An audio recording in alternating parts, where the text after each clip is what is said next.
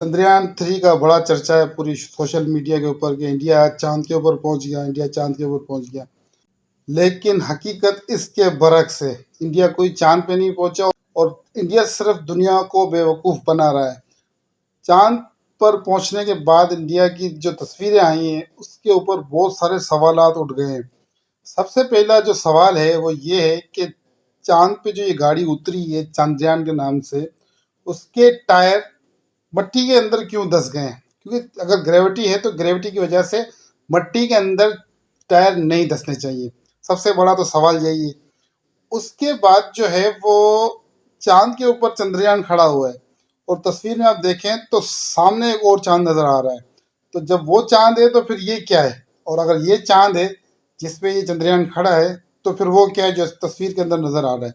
ये दूसरा सवाल था और वैलिड पॉइंट है। और तीसरा जो है वो ये है कि जब चंद्रयान इतना ऊपर चला गया और चांद के ऊपर पहुंच गया और जमीन से उसका फासला बहुत बढ़ गया और सूरज से फासला बहुत कम हो गया।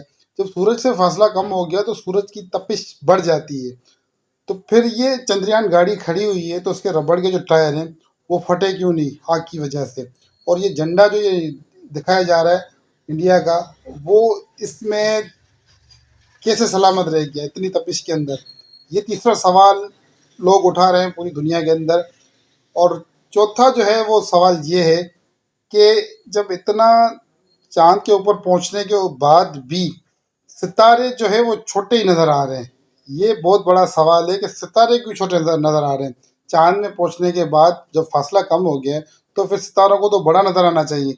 अब ये सितारों की वही तस्वीर है जो ज़मीन से नज़र आती है।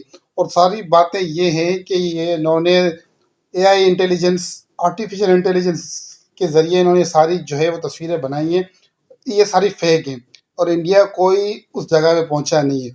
और जो ये दावा कर रहे हैं साउथ पोल की तरफ से जाने की, ये तो नामुमकिन है क्योंकि दुनिया का कोई भी मुल्क वहां पहुंच ही नहीं पाया। तो इंडिया ने बोला है कि चलो झूठ ही बोलना है तो थोड़ा धड़ल्ले से बोले।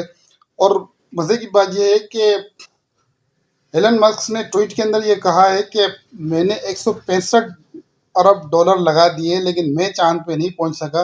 और इंडिया जो है वो सिर्फ 75 अरब डॉलर लगा के चांद के ऊपर पहुंच गया। ये भी उसने एक बहुत बड़ा सवाल किया है।